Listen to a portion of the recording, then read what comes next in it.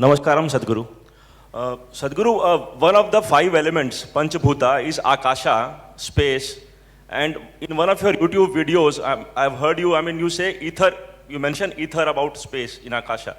So once you, in your talk now, in time travel, you talk about space. So this ether and space in Akasha, I'm a bit confused. Can you please elaborate on the ether part? I'm glad you're confused. Because confusion is a much better state to be than stupid conclusions that one makes. Confusion means you're still looking, that's nice. That's my intent, to keep you confused.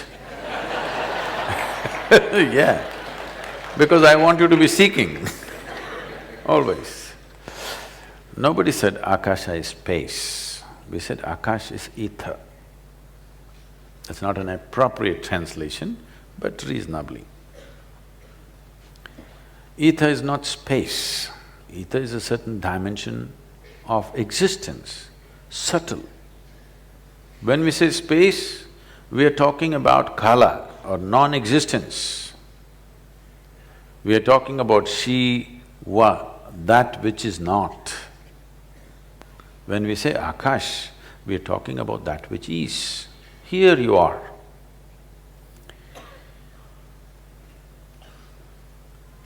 Here you are as a human being. There are many levels from grossness to subtleness here.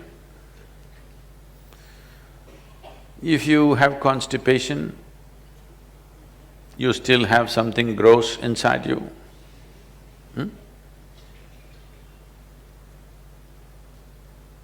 Above that, there is a little more refined aspects of body. Above that, there is a lung full of air. Above that, there's a brain and thought and emotion and so many things. And there is life going in and out. And there is Akasha involved.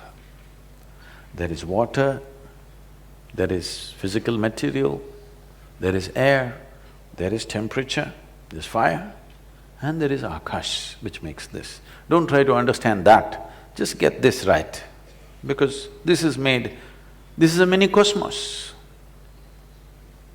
So if you perceive this right, you know that because today there is no question about this anymore. We've always been saying this in the yogic dimension, but today modern physics has come up with what is called as the constructional theory, which is talking about how the design factor in the universe, whether it's atomic or cosmic, is fundamentally same design.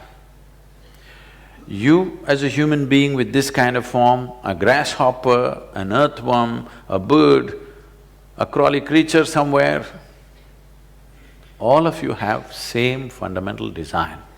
From atomic to cosmic, the fundamental design is same. The complexity and sophistication of how this design evolves into multiple forms is different. Your design is far more complicated and sophisticated compared to that of an amoeba, but the fundamental design is still same. Only the complexity is increasing. So you don't go about trying to observe the cosmos because you don't have a gallery view of the cosmos. You cannot.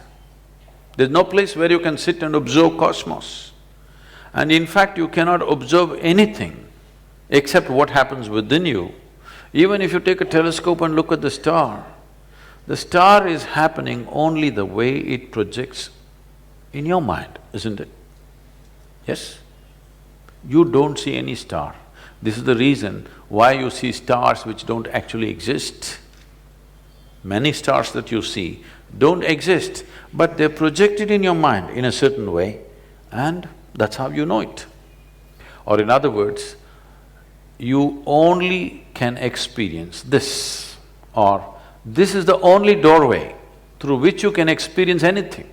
Whether you want to experience the food that you eat, or the air that you breathe, or the people around you, or the world around you, or the cosmos, you can only experience it the way this is. If this is very clear, you will see it the way it is. If it has taken many forms and shapes, you will see it in so many different ways. These days, I think largely the mirrors have gotten flat, you know. Even now, I think if you buy some cheap mirror, you will look like this.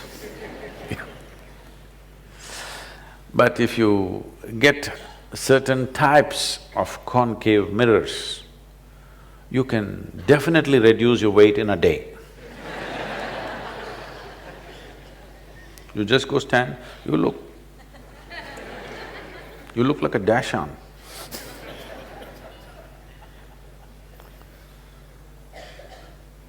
So, the mirrors give different impressions of who you are. Suppose you always looked at your face with a slightly distorted mirror. After some time, you will assume that's how you look. Yes or no? Yes or no? You think that's how you look. Because every day you looked at yourself and that's how you looked, and you think that's how you look. So even now, you think the world looks this way simply because that's how it's projected in your mind. If you evolve this mind to a more refined surface, that there's absolutely no any kind of wavering in it, it is perfectly plain mirror, then it will reflect everything the way it is, but upside down. You know, in the mirror, everything is like this. So now you must have the intelligence to correct this without distorting it.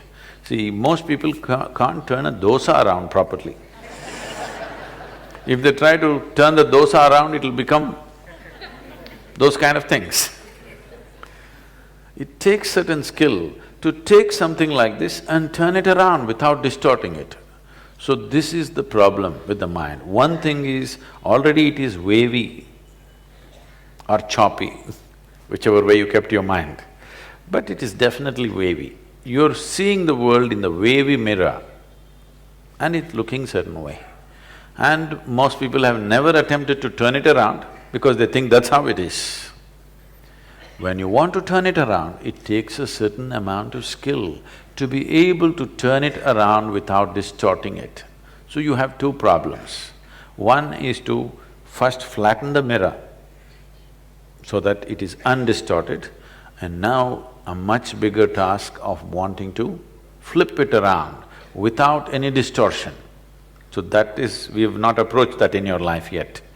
First to make the mirror absolutely without distortions. We still working on that one. Is this air very much a part of you as a life? Those who do not say anything, we're going to throttle you. Your life is spread all over here, isn't it? This is physical. Even in this physical, there are many levels of crudeness and subtlety, isn't it? There are very gross elements in the body, there are subtler elements in this body, there is thought, there is emotion, there is air that you breathe. Or in other words, life is always from a hardcore crudeness to many subtleties. Depends how much you spread, that is how much subtlety you have in your life. How wide your wings spread, that much of subtlety is possible. So now what we're referring to as Akasha is a subtle dimension of life. If you suck out the Akasha, you cannot exist here. If we suck out the air from this hall, you cannot exist here. Though you cannot see it, still it is more vital than your hair, I'm sorry. Because there is more money spent on hair care on the planet, definitely a lot more than the brain care. You see where our values are. If you pull out all your hair, you can still live. If I cut your ears, you can still live. If I cut your nose, you can still live. If I just suck out this air that you cannot even see, most of the time you're not even conscious whether it exists or not. If I suck out the air, you cannot live for a moment, isn't it? If we suck out the Akasha, you cannot live for a moment. There is a there's a temple in Karnataka, in southern India. which is called the Annapurneshwari temple. Anybody from Karnataka? You been to Annapurneshwari? So, at the rear part of the temple where most people may not go, because I am always poking into nooks and corners, others are all happy looking at the goddess. There is an inscription in Hale Kannada, that means the old type of Kannada, which is over 3,000 years old. There's an inscription talking about how to design an airplane in a temple.